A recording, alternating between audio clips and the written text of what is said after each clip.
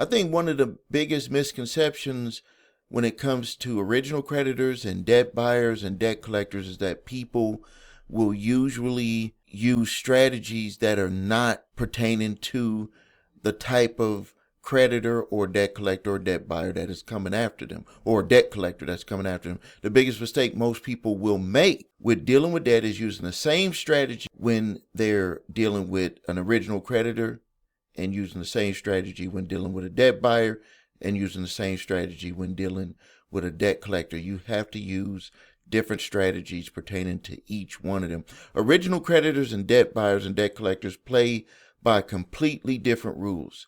If you don't know the differences, you can lose your case, or you could lose your opportunity to actually stop them from coming after you for the debt, because you're going after it totally the wrong way. I keep seeing the same question in my comments. Is this advice for banks, or is this advice for debt buyers and debt collectors like LVMV or Portfolio or Jefferson Capital? So today I'm going to break it down once and for all so it could be crystal clear for you, so you will understand the differences in what you have to do when dealing with them pertaining to your debt. So now let's first start with original creditors. Original creditors are the big banks, the credit card companies, auto lenders, even medical providers, hospitals. These are companies that originally originated the debt, or that you originally signed a contract with. Debt buyers, third-party collectors, LVMV Funding, Portfolio Recovery, Midland Credit, Calvary, SPV, Jefferson Capital. These are companies that did not lend you the money. They went out and bought the debt for pennies on the dollar, and they either collect it or they get other debt collectors to collect it. So now this is a major difference, because when the original creditor, they will usually have, and they better have, or they have bad record keeping, is they have the original contract, they have the complete account history, they have the payment record, they have in-house witnesses. That means that you don't attack ownership, you attack compliance. It's a big difference.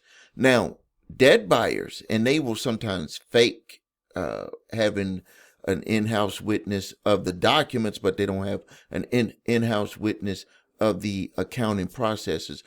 They will usually have partial data, spreadsheets, generic bills of sale, robo-signed affidavits. That means that you attack standing and proof. The best legal strategy against original creditors: FDCPA and FCRA violation with them trying to collect on the debt. Now, usually original creditors are going to hire a debt collector. In most states, they do not allow the original creditor to also act as a debt collector.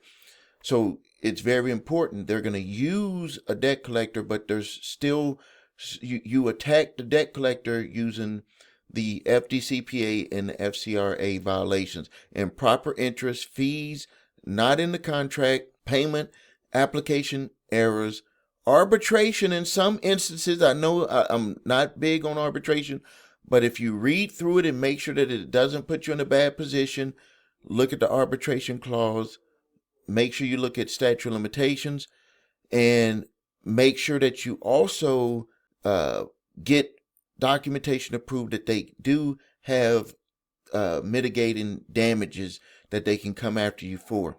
With banks, the fight is all about how they handled the account, not whether the account existed. That's where a lot of people get stuff wrong. Now, the best legal strategies against debt buyers: chain of custody, lack of standing, hearsay objections, missing assignments, affidavits without personal knowledge. And they'll usually put in those affidavits, they'll say that have someone who works for the debt collector or the debt buyer, and they'll say that I witnessed the documents being transferred from the original creditor over to us. But they have no knowledge about how the accounting worked within side of the original creditors, because they would never get access to that. And then also, you can pay attention to inconsistent balances. This is going to be where you got to look through that paperwork, look through what they sent you, and make sure that everything is matching.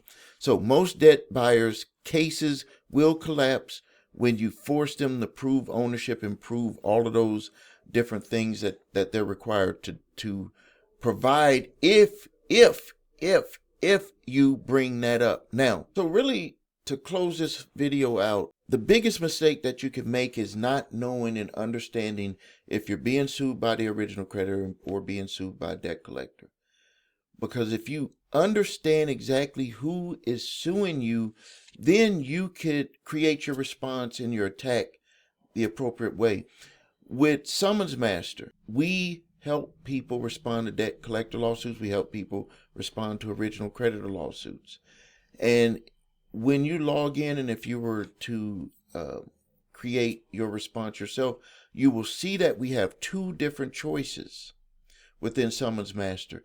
And that's from experience and from what I just talked about in this video, is that when you're being sued by the original creditor, there are certain things that it wouldn't even be appropriate to ask them for because they're the original creditor.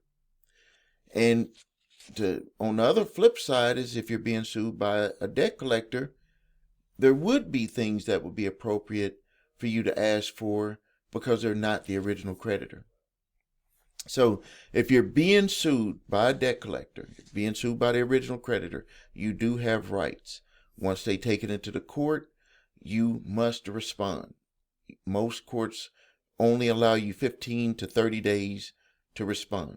So if you need help with your debt collection lawsuit, visit summonsmaster.com, where you can get a fully formatted court-ready response to your debt collector lawsuit, giving you the opportunity to potentially win your case. Go to www.summonsmaster.com. We have a done-for-you service, and we have a service where you can upload and do it yourself. If you need help with your credit, please visit us at thecreditrepairshop.com.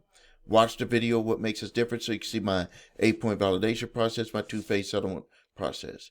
If you need your credit reports and scores, go to the website your3scores.com to grab your TransUnion, Equifax, Experian credit reports and all 3 scores. If you have debt collectors coming after you, you can go to summonsmaster.com, and this is before they sue you. You can upload that debt collection letter and get an exclusive certified debt validation letter that can stop debt collectors from getting to the lawsuit phase. You can also grab my 3-pack of letters, statute of limitations, debt validation, and cease and desist collection activities letter. The link is below this video. I do ask for a donation on those. Thank you for your time. Subscribe to the channel, post your questions and comments. This is Stephen A. Williams, president and founder of thecreditrepairshop.com and creator and founder of summonsmaster.com.